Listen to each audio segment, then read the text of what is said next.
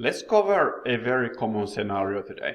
A scenario where you are getting a lot of traffic, but you're just not getting the sales that you should be getting. As a Grow expert, I encounter these kind of situations a ton. It's a super common thing. And there is typically one or two root causes for these issues. So let's discuss that right now in this video. Hey, it's Samuel Larsen here, and on this channel we help 6- and 7-figure e-commerce businesses get the most out of their existing e-commerce traffic. And we achieve this by sharing with you what is working right now. There is this common strong myth in e-commerce that the traffic drives sales. It seems so logical on the surface, and it definitely correlates. High traffic stores tend to sell more, and the stores that sell more tend to have a high traffic. But what I found is more of a correlation than a causation. And there's this old saying that he who can pay most to buy the traffic wins. And that is why successful stores tend to have more traffic. They are better at utilizing it. They can scale their Facebook ad spend where others cannot. And merchants and e-commerce business owners worry about this traffic number a lot. You can get a lot of cheap traffic that is never going to buy from your store and have a lot of traffic. But that's going to cause you conversions problems, because you will have a lot of people that weren't motivated in the first place. You're just pummeling them to your store, and the store is crap, and now you get nothing to show for it. So it's basically a dead end. We don't want to do it like that. So let's say we have 100,000 people visit your store per month. Out of those 100,000 people, only 2,000 buy something. So that's only a 2% of your traffic that you're actually converting. And so here, the most highest leverage thing you could do is to just stop and think what you're actually doing wrong. And I look at it as a two-part problem. If we take the framework of looking at this concept from a framework of mutually exclusive, commonly exhaustive parts.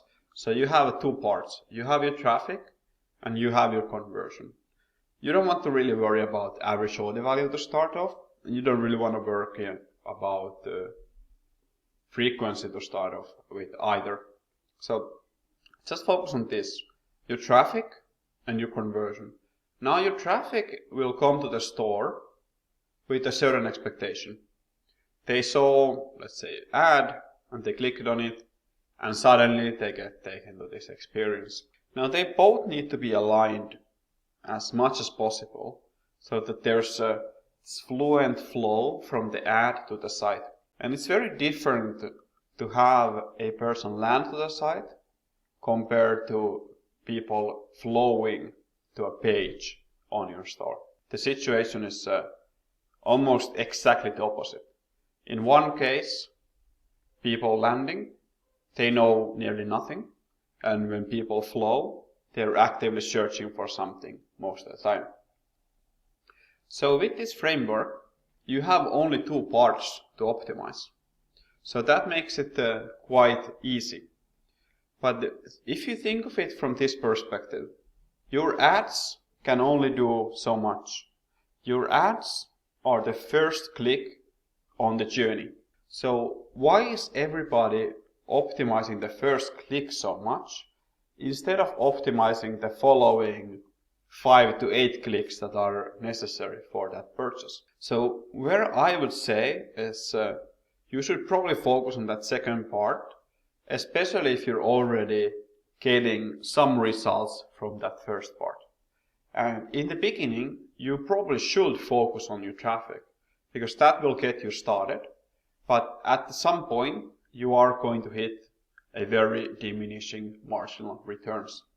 And that's where you need to be able to see the battlefield and take a step back from what you're currently doing and say, what I've been focusing on has got me so far, but has and will not take me all the way to where I want to go.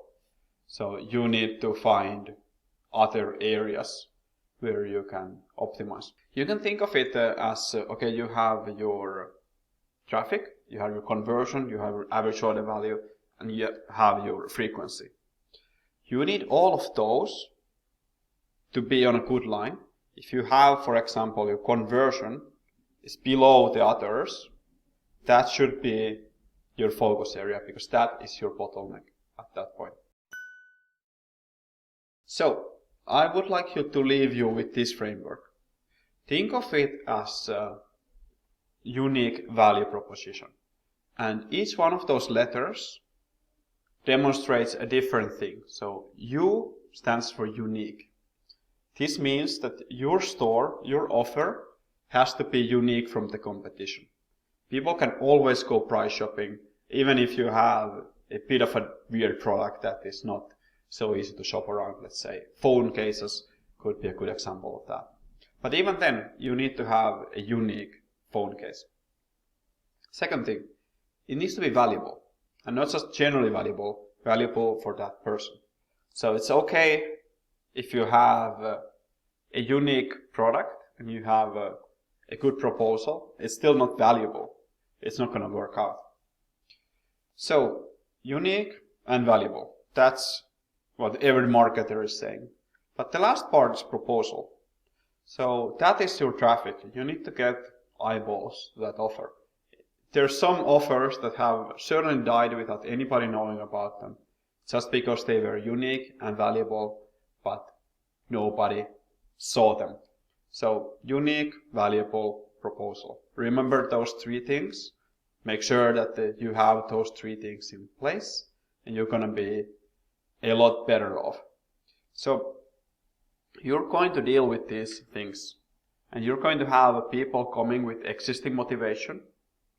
You'll have your product, you'll have your persuasion. You need to dial that down. So obviously there's a lot of things that could be causing your conversion rates to plummet. But by far the most common thing that I see is that the journey is not matching the expectations. There's people coming to the store with a different existing motivation than the store is then offering to them. The product and the persuasion on the storefront is not matching the ads. It's not matching the expectations. It's not matching the expected motivation.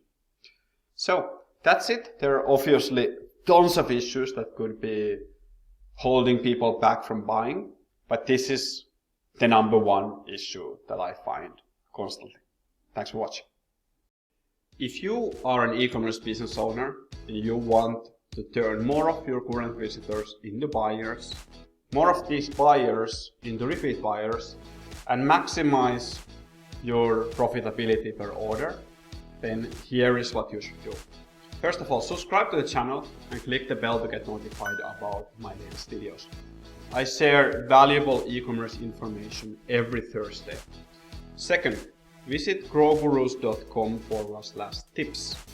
You can download our list of 10 e-commerce optimization tips that you can apply immediately, and those will help your store convert more of your visitors into buyers. Third, if you already are on at least mid six figures in yearly sales and want to take your game to the next level, then check out growgurus.com and growgurus.com/apply. Thank you.